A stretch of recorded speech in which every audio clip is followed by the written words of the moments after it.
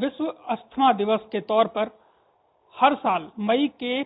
पहले मंगलवार को मनाया जाता है। इस बार भी मनाया जा रहा है और हमारे साथ में विशेषज्ञ हैं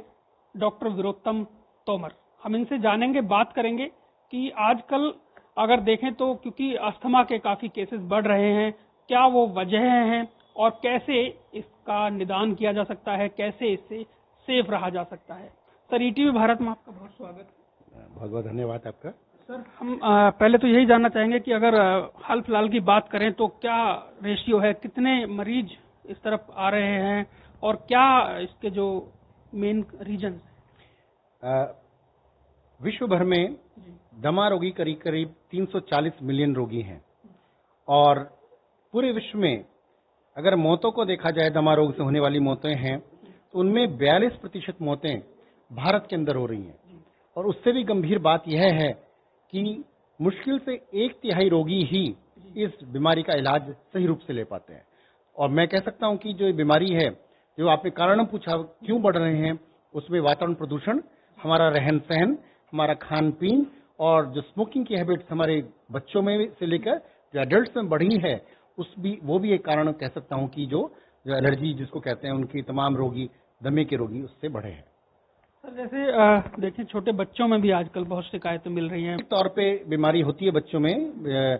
यह देखा गया है कि अगर किसी बच्चे के एक पेरेंट मतलब माता पिता में से अगर एक को दमा रोग या कोई भी एलर्जी से, स्किन की एलर्जी या छींकों की एलर्जी और कोई एलर्जी है, तो उस बच्चे में करीब 25% संभावना रहती है कि वो दमा रोगी हो सकता है।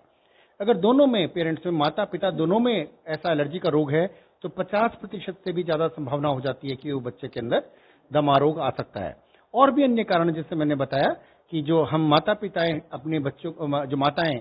अपने बच्चों को जो दूध नहीं पिताती, ब्रेस्ट फीडिंग नहीं करती हैं, और जो घर का रहन सहन है, जो उनका फूड हैबिट्स, जो आजकल हम बच्चों को जो जंक फूड जो देने की आदत बढ़ी है हमारे अंदर, टिंड फूड जिसमें सॉसेस भी हो सकती हैं, उसमें पिज्जा, बर्गर, चाइनीज फूड है, वो सब चीजें, और हम घर में जो बच्चे को जो टिफिन में हम जो खाना दे रहे हैं, और जो हमारा रहन सहन है, एक छोटे से घर के अंदर ही हमने इन्वर्टर की बैटरी भी है, फ्रिज है, किचन भी उसी के अंदर है,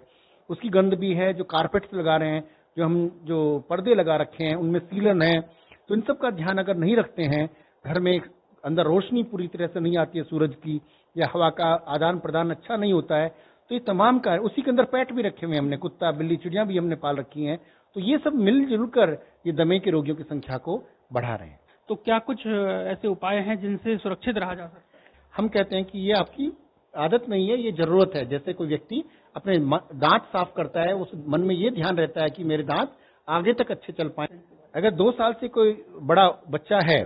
अगर उसको रात में बार बार खांसी आती है, खांसी आते आते उसको उल्टी आ जाती है,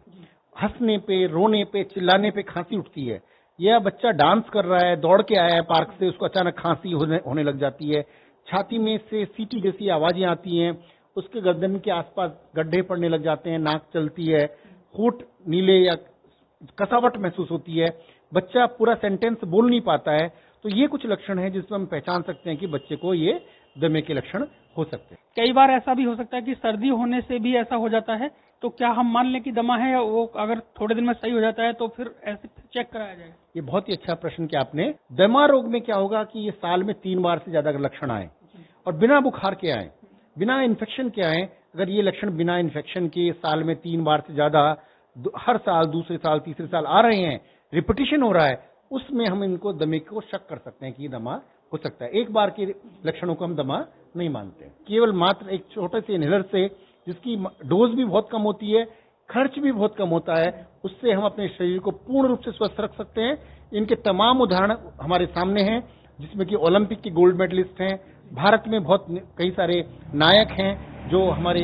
जिनको हम रोज देखते हैं, जो अपने को पूरी तरह से फिट रखे हुए हैं, वो केवल इन इनहेलर्स के माध्यम से। सर, एक आखिरी सवाल है और बहुत ही महत्वपूर्ण सवाल भी है। इनहेलर्स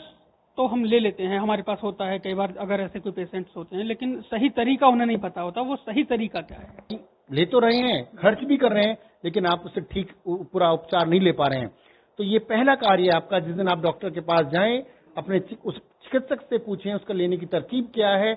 अलग अलग तरह के इनहेलर्स हैं, आप उनको पूछ सकते हैं कि डॉक्टर मुझे ये अच्छा इनहेलर लग रहा है, इसको आसानी से ले पा रहा हूँ, और उसकी इन्हेलर की टेक्निक खास तौर से बार बार अपने चिकित्सक के पास इन्हेलर लेके जाएं और उसको लें, क्योंकि अगर आपने इन्हेलर सही तरह से नहीं लिया तो वो दवाई आपके शरीर के लंग्स के अंदर नहीं पहुंचेगी और वो आपका रोग नहीं ठीक होगा। आप झूठ लगता रहेगा कि मैं दवाई तो ले रहा हूं लेकिन आपकी बीमारी ठीक नहीं होगी।